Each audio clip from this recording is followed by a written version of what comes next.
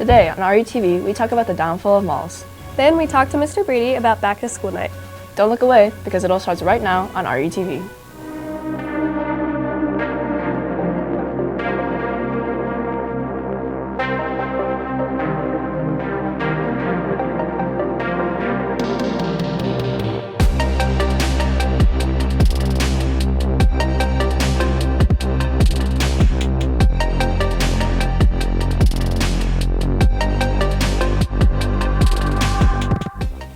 Good morning, Seahawks. Today is Friday, September 15th. I'm Addison Miller. And I'm Amelia A.Y.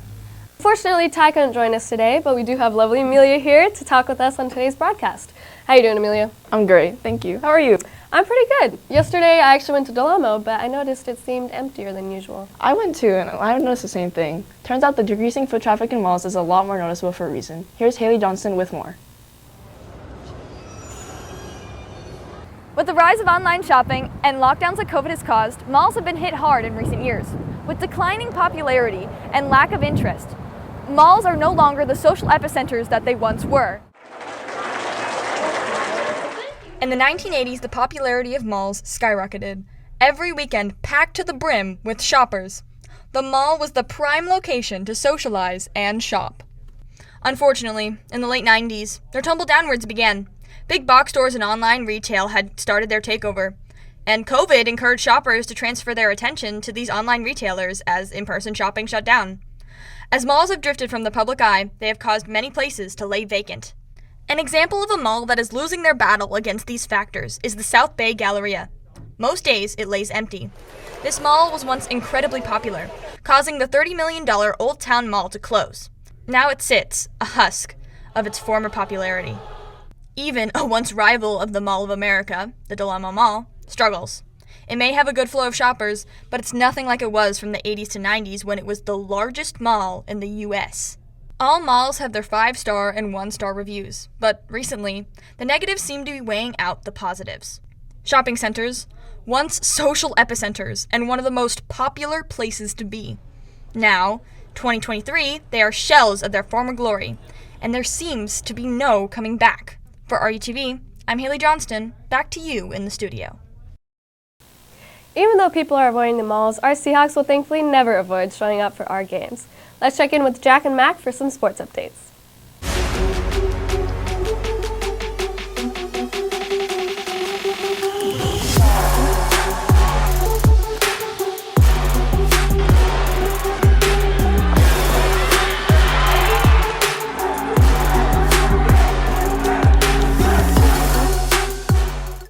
What's up, Seahawks? Welcome back to RUTV Sports. I'm Mackenzie Baird. And I'm Jack Woolwich. Girls volleyball cooked Santa Monica in a 3-0 sweep this past Tuesday. Addison Junk came out ready to play in her first full set, assisting in an outstanding win for our Seahawks. This upcoming Tuesday, our girls play Palos Verdes at PV, so make sure to come out and cheer them on as they face off against the Sea Kings. This past Tuesday, our girls' tennis faced off against Peninsula. Last week, they also played Chadwick and Culver, both ending in dominating wins. They put up a great fight in singles and doubles, but unfortunately the match ended in a 3-16 loss. The next game is on Thursday, the 21st, at home against Geffen Academy, so come out and root for our Seahawks. Boys water polo had quite the matchup against Gundo on Tuesday. We fought hard, but unfortunately fell short in the third quarter. Polo plays South next Tuesday and Wednesday at home, so show up and show out as they face off against the Spartans.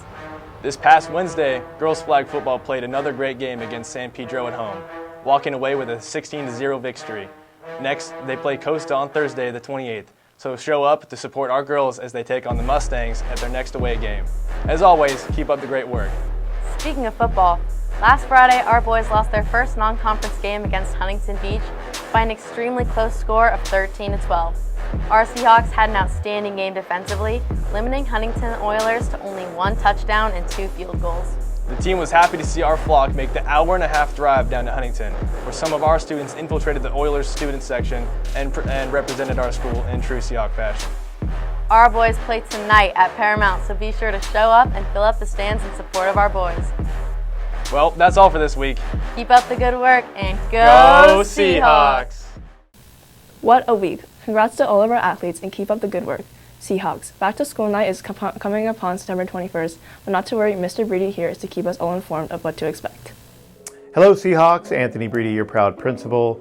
I just wanted to say hello. It's been a great few weeks here on the Redondo Union High School campus. On September 21st, it's actually a really big day. Your parents and guardians are going to be invited to attend back to school night. You need to let your parents and guardians know where your classes are and then how to get from one class to the next. Now remember, on your first day of school, especially if you were a freshman, you're like, man, where do I go? And for our returning Seahawks, it still sometimes is a challenge to find maybe some classrooms that are pretty far distant from one another. So again, help your parents out just to try to find where maybe your first period class is in conjunction to your second, your third, your fourth, your fifth, and then if you have a sixth. The second thing is just make sure that you have a really good idea of the expectations within all the classes you currently have. So you should be looking at your syllabi, you should be looking at those expectations, grading practices, homework practices, how to study for exams, when tutoring is available. All of those things are crucial because when your parents do go to your classes on back to school night, they're going to come home, they're going to ask you about these expectations, and hopefully you're going to have some really good dialogue of the things you are advocating for yourself for, you're participating in, and or sharing your knowledge of that class and how it runs. So I think I've said enough about back to school night, but it is September 21st, so it's coming up quickly. And you have, I think, plenty of time to prepare to have those conversations with those in your family. And I welcome your parents and your family members to attend to just experience our beautiful campus and the excellent learning opportunities that you have every single day here. So with that, thank you and enjoy your afternoon and go Seahawks. Thanks, Mr. Bridi, for keeping us updated. Seniors, there is still time to purchase your senior sticker for access and discounts to all senior events for the class of 2024. So be sure to swing by the ASB Finance office and pick yours up today for $50. Also, it's not too late to sign up and audition for our wonderful comedy sports team down at the auditorium today after school. No prior experience is necessary, and if you're interested, be sure to sign up on the Auditions Google Classroom with code LJU756T. And using the same code, you could also sign up for auditions or technical interviews for our winter play, Lost Girl. Interviews will be held for crew September 18th, and auditions will be held the day after on September 19th. If you have any questions, you can contact Ms. Staub at mstaub@rbusc.org. Also, don't forget to purchase your homecoming ticket to Dance the Night Away here at Redondo on September 30th. Tickets go up next week to $65 with the ASB sticker and $70 without it, so be sure to grab one today. Finally, RUTV is still looking for fresh ideas to showcase on this year's broadcast. So if you have a school-appropriate suggestion, be sure to scan this QR code and leave us your thoughts. We'd love to hear from you. Well, Seahawks, that's all for this week's broadcast. I'm Amelia EY. And I'm Addison Miller. Have a great weekend, guys, and remember to Keep on soaring, Seahawks!